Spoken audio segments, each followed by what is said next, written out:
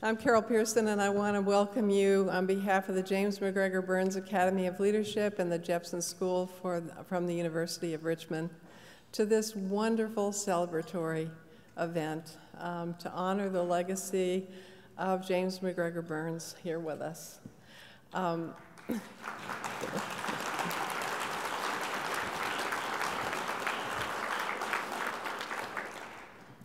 I have to say that I fell in love with Jim Burns's mind by reading his books, and I haven't actually known him as long as some of you, but way before I knew him, I actually put together a certificate program at Georgetown on transformational leadership. He would have preferred if I called it transforming leadership. Sorry, Jim.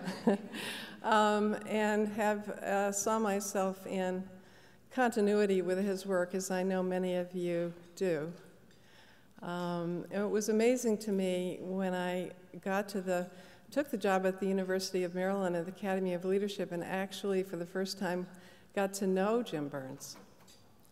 And you know, we've all had the experience of meeting people who write beautiful words, but they're not necessarily such beautiful people. And not many, and no one in the hall, of course, but the most incredible thing to me is that as inspiring as I've found Jim's work, which is wonderful in terms of its academic rigor and combined with heart and sense of wanting leaders who can elevate the discourse and make a difference, really make a difference in the world. And then I met this wonderful man who was even beyond his work. Jim brings together the best of old world charm and kindness with new world thinking. He inspires me so much just by the way he is in the world, the way that he embodies the quality of his work. When I walk in the morning to work, we have a picture of Jim that I see when I walk in, which embarrasses him enormously.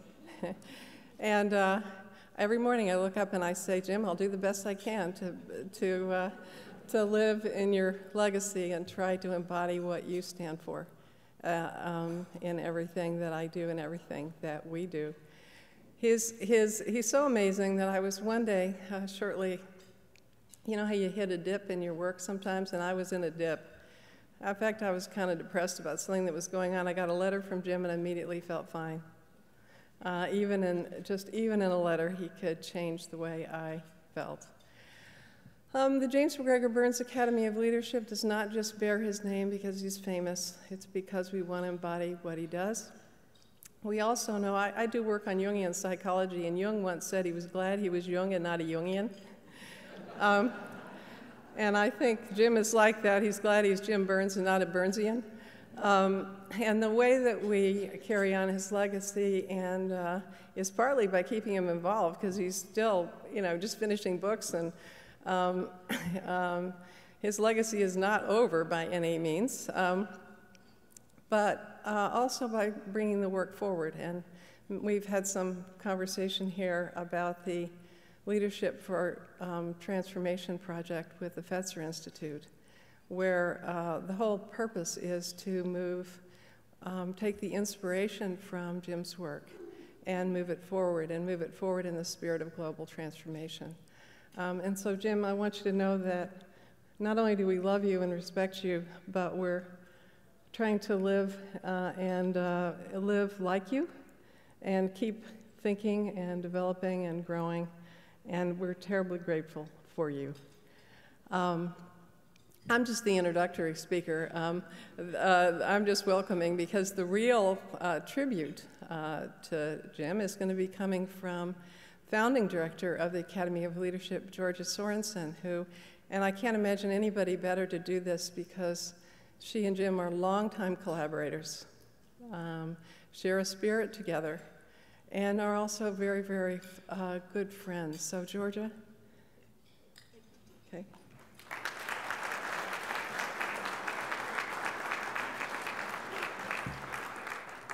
Thank you, Carol, and also to Sandra Parrott from the Jepson School, Dean of Jepson School, for hosting this event.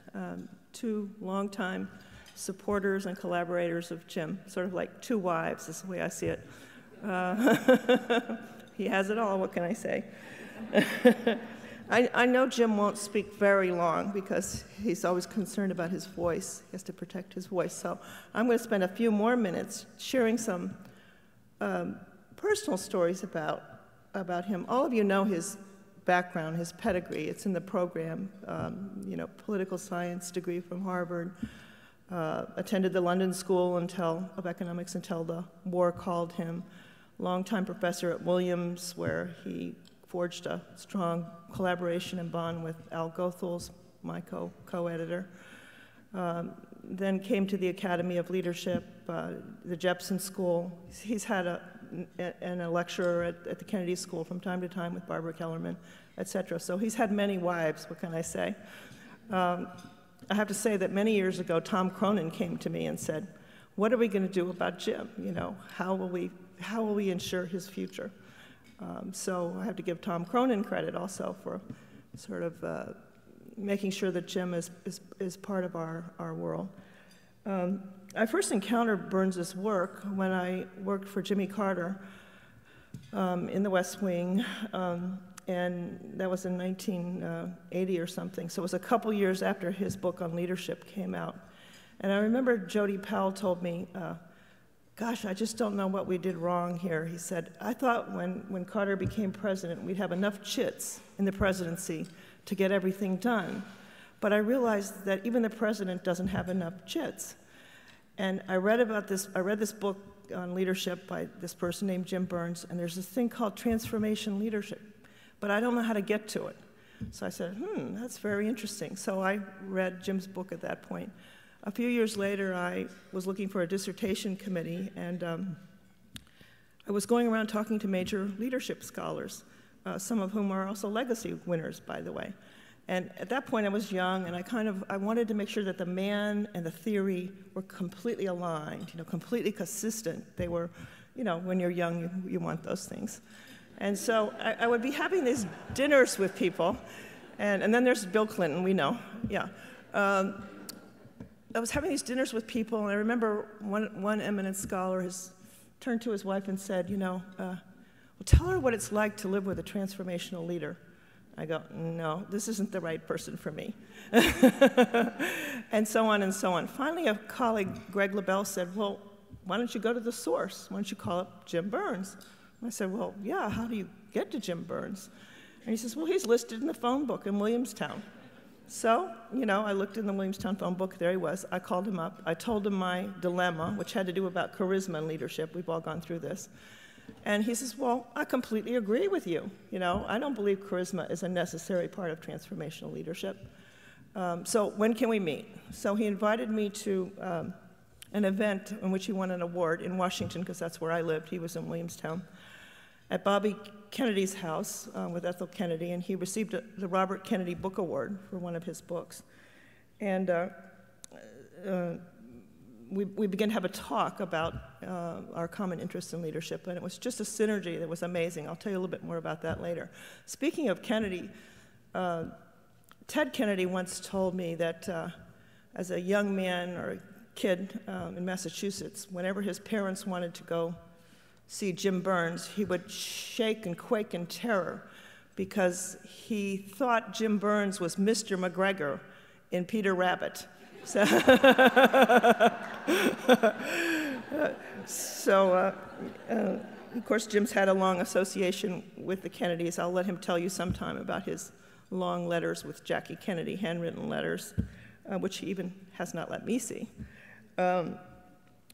Speaking of his garden, he is sort of Mr. MacGregor in some ways. Not the Peter Rabbit Mr. MacGregor, but the garden has always been very, very important to him. And the things I want to share with you about his character really right now has to do with things like this. For example, he would never schedule an appointment during blueberry season. Never. It just didn't matter who was calling. He'd go out and pick blueberries in the backyard, and Mary would make these wonderful blueberry pies. And that was it. Nothing was more important than certain seasons in the garden. That made sense to me now, but it didn't then. Another maxim I know he had is he never canceled an appointment with a student. because there was a better invitation. Never. It just didn't happen. And I remember one time Hillary, who loves Jim, I'll tell you about that in a minute, invited him to White House to tea, and he had an appointment with a student, and he wouldn't go, you know. And I'm pretty straight and narrow about stuff like that, too, but I just couldn't believe that this person would say, I wish I could come, but I have already scheduled an appointment with a student. I have to say, in the many years that I've known him, I've never seen him cancel an appointment with a student. Speaking of Hillary, she once did a half-an-hour tribute to him on his birthday, you know, a birthday tribute to Jim Burns, which we videotaped. And I had to repress it during the campaign because it was a lot like the Marilyn Monroe tape and John Kennedy. Hillary loves Jim, and he loves her. He'll probably tell you more about that later. Of course, he's been a great advocate of women leaders for many, many years. And when he was president of the American Political Science Association, he was responsible for aligning with a few women at the time to create a division on women in politics. So that was one of the big legacies he had when he was president of the American Political Science Association.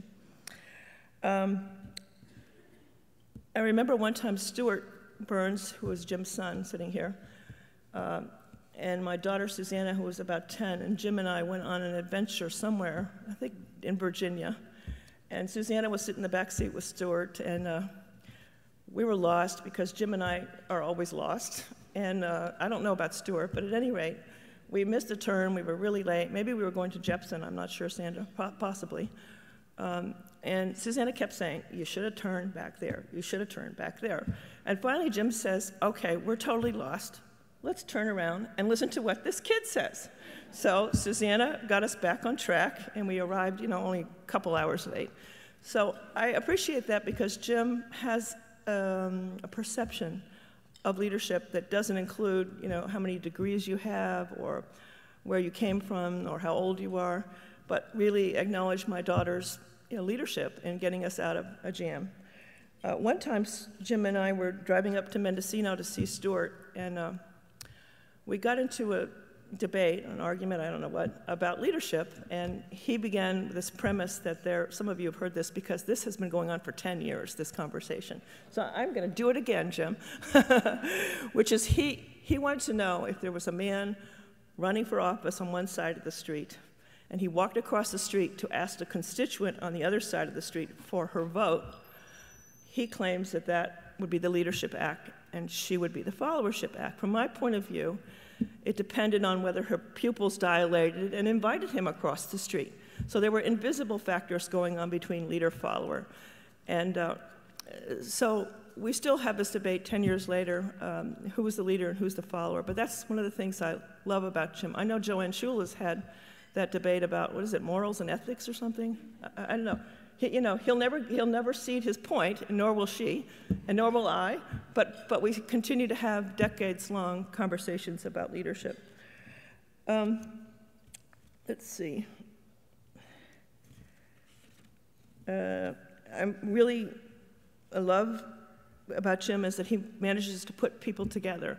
And Jim introduced me to Gil Hickman, a very, very important friend of mine, Dick Couto, Al Goethals at Williams. I mean, he has a way of saying, you must meet the person, and then you must meet the person. He's also told me, stay away from this person, it will be like a nuclear war. And he was right about that too, as you guys remember. So he has a sense of connection. I had another vision of him when we did the Salzburg seminar together, and one time Bobby Austin and I were sitting up at a table having a drink, and we turned around and we watched Jim Burns walking out of Salzburg Castle. And you know how Jim kind of walks? He kind of walks like this, you know? He has a kind of stance, you know, when he walks sometimes, sort of like that. Well, he was walking out of the castle, and I'm not kidding you, there were 100 women following him. 100 women following him. There weren't any men. And Bobby turns to me and he says, what is it about that man? And I really don't know what is it about that man, but I guess I'm following him too. Just totally amazing. Jim and I really forged our partnership on a bridge. So bridges are very, very important to us. And we were walking across a bridge somewhere, And he had this sudden revelation, and I didn't know what was going on with him, but something was. And later on, he wrote me a little note, and he said he was struck with a feeling of destiny with me, that we had a destiny together. He didn't know what it was, what form it would take. He already had a partner, so it wasn't romantic, but there was some destiny. And so I said, okay, this sounds like a good thing. And we began to forge our destiny. I went up to talk to a former president of Williams College, and I said, who's long gone, and I said, using Lincoln's phrase, you know, General McClellan, if you're not going to be using your army, can I borrow him? And this president, who wasn't too bright, frankly, and he says, oh, yeah, sure, go ahead. So, inspiring Jim to have a home at the Academy was part of that destiny and part of the permission that I acquired from the president of Williams College at that point. Of course, at Salzburg, I wanted to mention, we decided to name the Academy after him. And it was so sweet. He began to cry. You know, he said, well, you know, this is just too moving. And they said, but then you can't name name a college or a school or whatever after someone who's still alive. But I had done my research because I knew he would say that. And so I told him about Washington College, who was named after George Washington while he was still alive. And he said, well, okay, maybe then I'll agree. So that was a very sweet time, too. Jim always told me to be bold. You know, that's, everyone who knows him knows be bold is a very, very important part of Jim. And I remember one time he turned to me and said, this was the one thing I could not do. I tried to do everything else he wanted to do. But he turned to me and he says, don't you think Eleanor Roosevelt would be perfect for Mount Rushmore? And I go, Jim, yes, I do. And he says, I wonder what it would take to get Eleanor Roosevelt up on Mount Rushmore. And I said, oh, Jim, I cannot do Eleanor Roosevelt. She's not a president, you know. Yes, he said, but she's greater than the presidents. And I said, I know she is, but I just don't know how to do Eleanor Roosevelt on Mount Rushmore. So if any of you all do, you know, if any of you all can, it would be great, because I know that would be a really important wish to him. Jim, of course, is, you know, consulted with many, many presidents. I've been in China. I'm on the board of the People's Republic of School of Public Affairs, and they told me that Jim Burns is the only person they feel who has ever written about Mao who really understood Mao. I said, well, that's really interesting. So this is a common occurrence to me when I meet people. They know him through his work. First met Roger Sublette when he was a program officer at Kellogg, and he and Lorraine Matusek and Rick were early funders of basic research in leadership. You know, the Kellogg Foundation deserves a lot of credit for that, and I only wish we had more foundations who were willing to support basic research. But, I mean, they couldn't believe that he was in the Kellogg Foundation. You know, Roger had studied him when he was an undergraduate at University of Arkansas. So Jim has a way of being everywhere, in my opinion. I can't go anywhere without people wanting to talk about the influence he's had on them. And, you know, that includes presidents like Carter and generals like at the Army War College, where I was for a year, and certainly Bill Clinton and Hillary Clinton and JFK. And, you know, he began working for presidents in the Roosevelt administration, but many presidents have tried to wheedle their way into his heart so he might write a biography about them. And I realized later it was much more that they kind of wanted to influence him to think about them as a great leader, but I think you always resisted. I talked him into the Bill Clinton thing, by the way. At any rate, Jim is a person, he never has ever said a bad word about anybody. I'm not kidding you. You know, never. There has never been a time, I challenge any of you to think, maybe Stuart knows, but Stuart would be the only one that might know something, because I don't know a single time when he has ever said a bad word about anybody. He always rises above the petty day-to-day stuff that I might feel, and, you know, and sees the greatness in people. And I remember early on with Bernie Bass, you know, I thought, well, Jim, aren't you a little annoyed that Bernie's taken your theory and turned it into an empire? And he said, oh, no, I think Bernie's wonderful. And Bernie loved Jim, and Jim loved Bernie. There's never anything that has brought him to the level of common academic politics, for example. He rises above everything. He's always kept his word, never canceled a meeting because of a student. a great, great person, and I'm now going to turn it over to him because there is a new president on the horizon, so I'm really curious about what he thinks about the possibilities in the new era, since you've had exposure to and relationships with many, many presidents before. Thank you very much.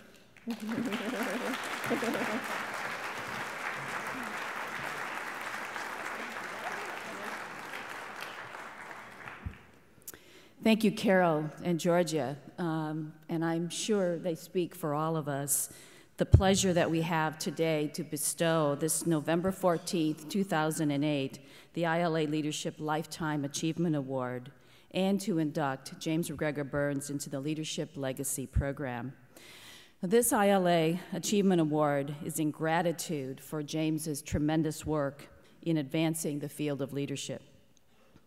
Much of the work that Jim has done, and all of you have read in his books and his articles, and in recognition of that, we are going to present to him a pewter plate that recognizes all of the work that he has done.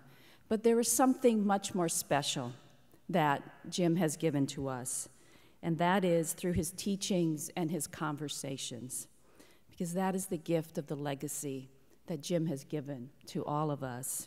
And so, to honor that, we also will present to Jim the testimonials from all of you, talking about what he has meant to all of you.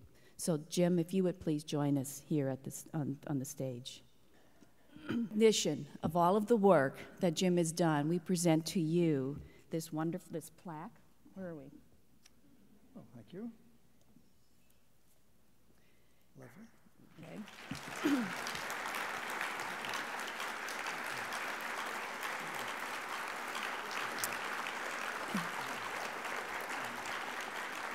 And I'll say that.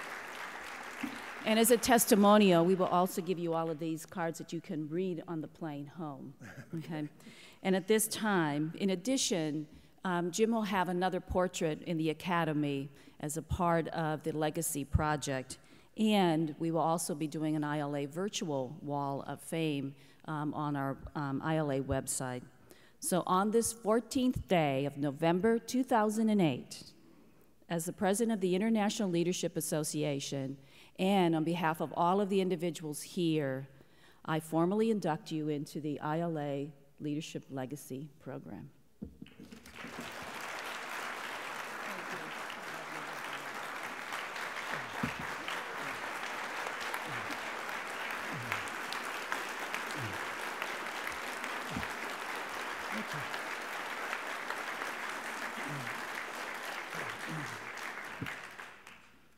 What an act to follow, especially Georgia's. I deny everything she said, but they're great stories, and I'd be glad to be remembered by those stories. Thank you so much for coming. It means a great deal to me. I've lived in this leadership community for so many decades, and to have you come here this morning is just very especially great for me. Thank you so much.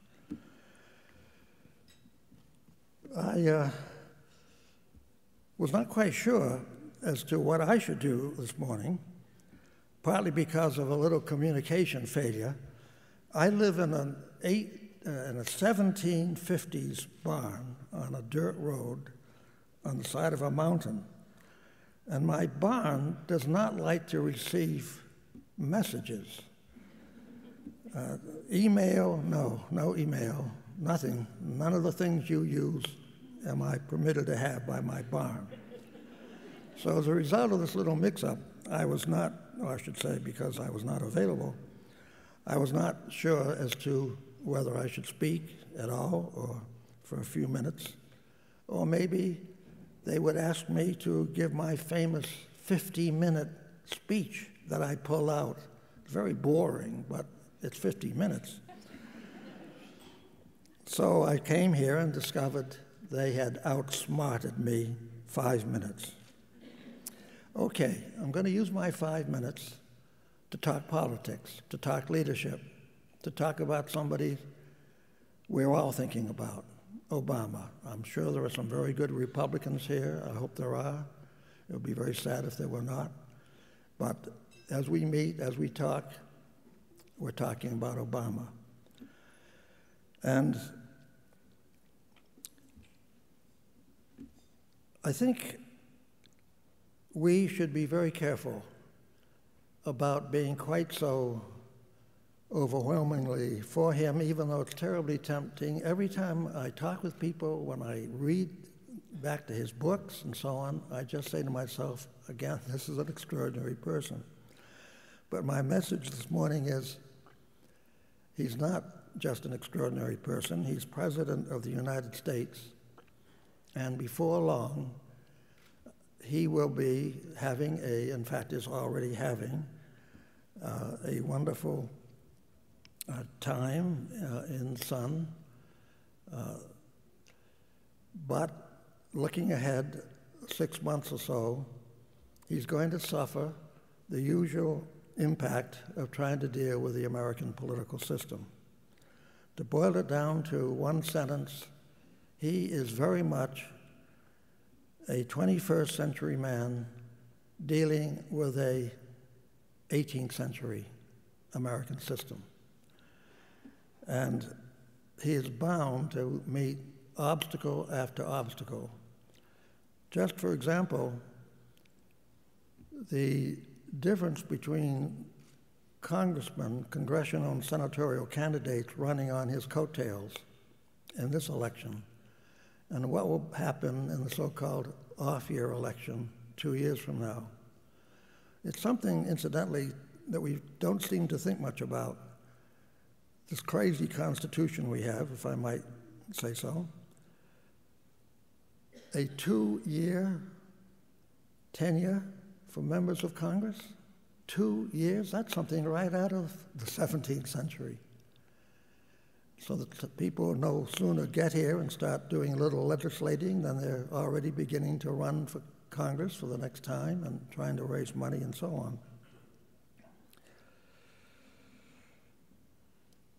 My definition of leadership is leaders mobilize followers who in turn mobilize the leaders.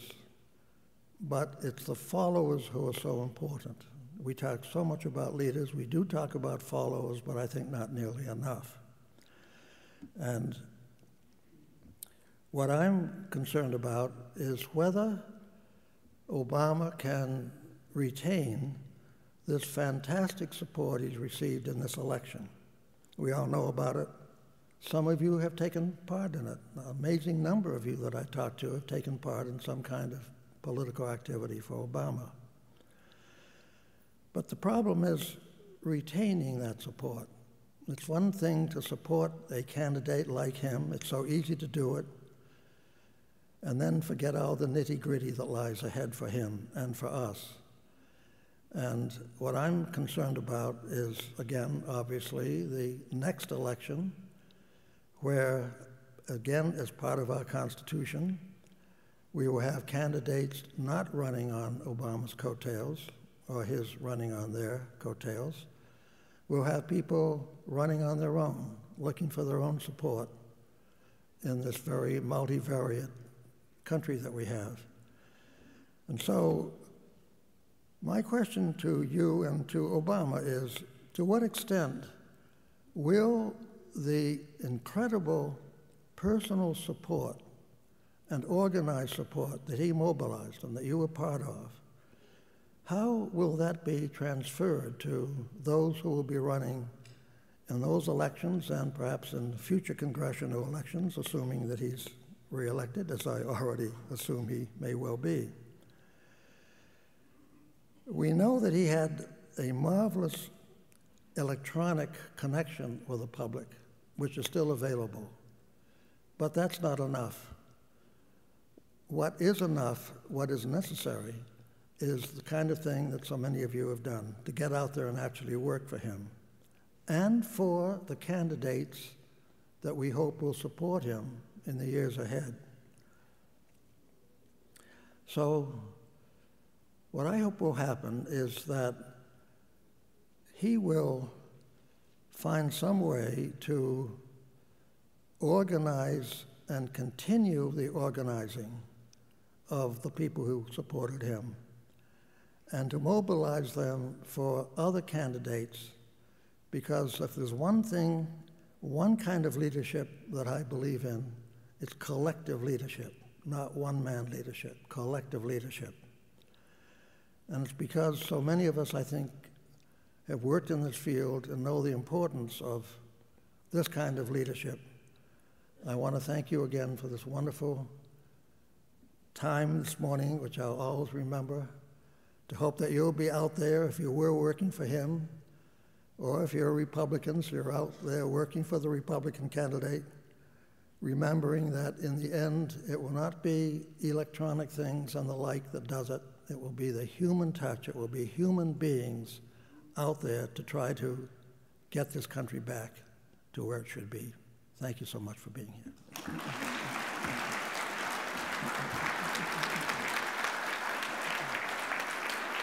Thank you.